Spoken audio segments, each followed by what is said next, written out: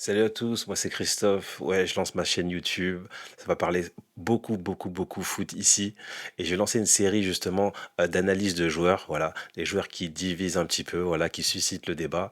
Et ce que je vais essayer de faire, c'est que j'ai apporté mon œil de passionné pour décortiquer un petit peu les points forts, les points faibles et les axes d'amélioration. Parce que je vois que souvent dans les médias mainstream, c'est rarement fait. On prend jamais le temps justement de bien décortiquer le joueur. Donc je vais essayer de le faire sur cette chaîne modestement, hein, tu vois, avec mon œil d'expert, parce que voilà, on aime le foot, mais bon, on n'a pas la science infuse. Mais en tout cas, on peut essayer d'apporter justement notre regard sur le foot. Donc sans plus attendre, on va commencer par le premier joueur. Et ben, ce sera Marco Verratti, oui, parce que c'est un joueur vraiment avec un peu de talent. Et on va essayer justement de décortiquer un petit peu ses points forts, ses points faibles. Donc là, on va commencer par les points forts. Donc du coup, évidemment, quand on parle Verratti, on parle manière de ballon, capable de garder le ballon dans n'importe quelle zone du terrain. Vraiment, c'est sa force numéro un. Il n'y a pas de débat. C'est que voilà, le mec avec son petit centre de gravité, il arrive à conserver la balle, peu importe les endroits du terrain, peu importe s'il y a deux ou trois joueurs sur lui, il arrive. C'est hyper compliqué de lui prendre la balle parce que surtout il a les pieds bien ancrés dans le sol. Donc c'est vraiment compliqué de lui prendre la balle. Et donc voilà, en un, je mettrais vraiment la conservation du ballon. Ensuite, en deux, je mettrais sa vista, sa vision du jeu. C'est vrai que le gars, il est vraiment à l'aise, pied droit, pied gauche, je cours, je long. Le gars est très à l'aise. Et c'est rare qu'en fait, quand il tente une passe, elle soit perdue. Donc du coup, je mettrais ça en deux, la vista, la vision du jeu. En trois, je mettrais son culot et son audace. C'est vrai qu'il a des prises de risque des fois incroyables, même dans sa surface.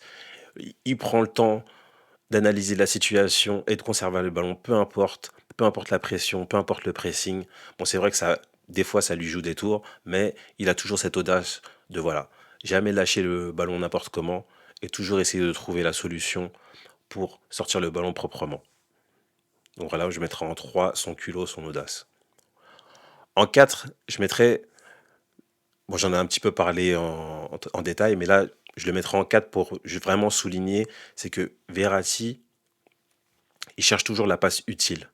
C'est-à-dire que c'est rare que vous voyez Verratti faire des redoublements de passes à 2 mètres. Non, non, toujours, des fois, il essaie de garder le ballon pour trouver la passe qui va faire le décalage pour créer un espace et donc faire avancer l'attaque. Voilà, c'est pas le joueur qui va se contenter de voilà euh, garder le ballon, ne pas perdre la balle, surtout jouer sécurité, etc. Non, toujours il y aura la prise de risque. Donc c'est vraiment, si je le mettrais en 4 pour vraiment souligner que voilà, c'est un joueur à part dans ce sens qui il essayait toujours de trouver la passe utile. Voilà. En 5 je mettrais ouais, bah, que le mec crève l'écran. C'est-à-dire que quand il y a un match, il a le droit d'être bon ou pas bon, mais en tout cas, Verratti, il se cache pas. On le voit sur le terrain, pas peur de demander le ballon dans n'importe quelle zone du terrain, pas peur de multiplier les kilomètres, pas peur d'aller au contact, pas peur de récupérer des ballons. Donc vraiment, je mettrais, voilà, en gros, il crève l'écran, il est visible sur le terrain, il se cache pas. Donc voilà, je mettrais ça en 5. Et en 6, je mettrais sa polyvalence. Il est capable d'être 6, 8, 10, jouer à gauche, à droite, au milieu de terrain. Et donc ça, c'est vraiment un point fort pour lui, c'est que voilà, il n'y a pas un poste où il est précisément ancré. Non, il peut jouer un peu plus haut, il peut jouer un peu plus sur le côté du milieu, voilà, en tant que 8. Il peut jouer en 6 devant la défense. C'est vraiment un joueur polyvalent et vraiment complet. Donc voilà, ça c'était sur les points forts. Maintenant, on va passer sur les points faibles, ou du moins, on va mixer un petit peu points faibles et axes d'amélioration. Parce que voilà, dire que points faibles, non, non. Et voir en fait sur les points sur lesquels il peut progresser. Bah déjà, en un, je dirais que après 10 ans quand même au haut niveau au PSG, on sait toujours pas quel est son poste. Et ça, c'est un peu problématique. Parce que c'est vrai que dans l'histoire du foot, il y a toujours eu des joueurs un peu polyvalents. Mais par contre, normalement, ils avaient un poste préférentiel sur lequel on pouvait s'appuyer au cours des matchs. Après, c'est vrai qu'on peut s'adapter selon certains matchs, mais en tout cas, il y avait quand même un point d'ancrage. Et là, c'est vrai que Verratti 6, 8, 10, c'est vrai qu'il a le plus souvent joué 8 en sélection et au PSG. Mais à chaque fois, selon le coach, on le mettait un peu plus haut, un peu plus bas, à gauche, à droite. On savait jamais vraiment quel était son poste. Moi, perso, je le verrais plus en 6. Mais après, c'est vrai que même en 6, des fois, il a tendance à un petit peu lâcher sa position pour aller chasser parce que voilà, il a ce besoin justement de vouloir être sur le terrain. Il est vraiment volontaire, il a vraiment envie de bien faire. Donc du coup, il a tendance à peut-être des fois un peu s'éparpiller. Donc je dirais que ouais, pour moi, sa position, ce serait plutôt 6, mais à condition qu'il se freine un petit peu. Parce que des fois, il va chasser alors qu'il est 6, alors que normalement, es censé être la sécurité et justement pousser tes milieux relayeurs ou tes 10 vers l'avant et rester derrière en sécurité. Donc, si jamais, en tout cas, pour moi, ce serait 6 son poste, mais à condition voilà, qu'il se freine de temps en temps et voilà, qui joue sécurité, qu'il n'aille pas tout le temps chasser, qu'il n'oublie pas que voilà, c'est vraiment le milieu devant la défense. Voilà. Ensuite, en deux, je dirais les blessures. Donc c'est vrai que voilà, il y a certains débats qui disent que les blessures ce serait lié à l'hygiène de vie, voilà. C'est vrai que plus tu as une hygiène un petit peu bancale, plus tu as de chances de te blesser, etc. Mais je trouve que il a quand même fait des efforts. C'est vrai qu'il y a un peu moins de blessures, en tout cas un peu moins longues. Et donc du coup, je pense que là-dessus, je pense qu'il a progressé déjà. Mais surtout, c'est que des fois, comment dire, des fois, on peut se blesser aussi parce qu'on veut trop faire. Des fois, il y a des moments où tu dois gérer ton tempo, gérer les temps forts, les temps faibles. Et surtout, euh, quand tu vois par exemple que tu es un peu dans le dur, ne pas essayer justement à tout prix d'aller faire la course en plus, etc. Mais plutôt gérer ton effort. Donc là-dessus, je pense qu'il pourrait progresser et peut-être que ça lui permettrait d'avoir un petit peu moins de blessures. Ensuite, le point 3, donc ça c'est un point vraiment, vraiment crucial, je l'ai mis en 3, mais j'aurais dû le mettre en un. C'est les cartons. C'est pas possible. En carrière, il est à plus de 125 cartons et à plus de jaunes et à plus de 6 cartons rouges. C'est vraiment trop. C'est vraiment trop. C'est vraiment trop sur une carrière. Je suis désolé, même si vous... Ok, t'es au milieu de terrain, il y a beaucoup de contacts, il y a beaucoup de jambes, il y a beaucoup de monde, mais quand même c'est beaucoup trop. Et en plus, on l'a vu prendre pas mal de cartons. C'était pas lié forcément aux fautes. Bon, si c'était, si il y avait des cartons liés aux fautes grossières, vraiment des fois même inutiles. Mais c'était surtout aussi la protestation. Il va harceler l'arbitre tout le temps. C'est insupportable. Non, franchement, même en tant que, si j'étais son coéquipier, franchement, ça me saoulerait. Parce que des fois, il est là, il est même pas concerné par l'action. Mais il va parler, parler, parler, parler. Et en plus, surtout, c'est que si tu vas en mode un peu, voilà, t'es là, tu viens avec le sourire, t'es calme, et que ça t'es posé, tu viens parler à l'arbitre doucement, machin, tout ça, ça passe. Mais non, lui, il va harceler, il va parler fort, tout le temps, tout le temps, tout le temps. Et à force, forcément, les arbitres, c'est des humains. À un moment donné, ça te saoule. Et du coup, après, limite, t'as presque envie de te le payer. Bon, peut-être, moi, j'y vais un peu fort, mais bon, vous comprenez un petit peu le propos. C'est que des fois, ça va un petit peu trop loin. Et franchement, ça, c'est un truc que tu peux corriger. Je sais pas, amener un petit peu plus de sourire, je sais pas, un peu plus de blagues, ou je sais pas, trouver un moyen, un petit subterfuge justement pour éviter d'être constamment là à agresser l'arbitre. Si tu as besoin absolument de parler à l'arbitre, essaye de mettre un petit peu de forme, voilà. Donc vraiment, ça c'est un point où, mais après 10 ans quand même, tu étais censé justement, en plus, je pense qu'on a dû lui dire quand même. Il y a plein de coachs qui ont essayé de lui dire, qui ont essayé de le sortir justement quand il avait un carton jaune. Donc ça, c'est vraiment un truc où il peut progresser. On peut progresser. Voilà. Ensuite, ça aussi, j'aurais dû le mettre en priorité, mais bon, là, ça va un petit peu faire des débats dans le sens où j'ai parlé des stats. Alors c'est vrai que les stats, ça veut tout et rien dire. Ça dépend comment on les utilise, etc. Donc moi, je dirais que quand même, Verratti, après 10 ans au PSG et 10 ans de carrière au haut niveau, ses stats offensives, 11 buts, 56 passes décisives en plus de 10 ans.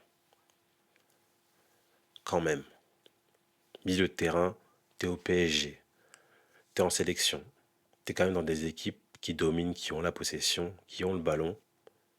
qui sont des grosses équipes. Donc forcément, quand même, tu as un peu plus accès au but ou à la passe décisive. En plus, tu es entouré de grands joueurs.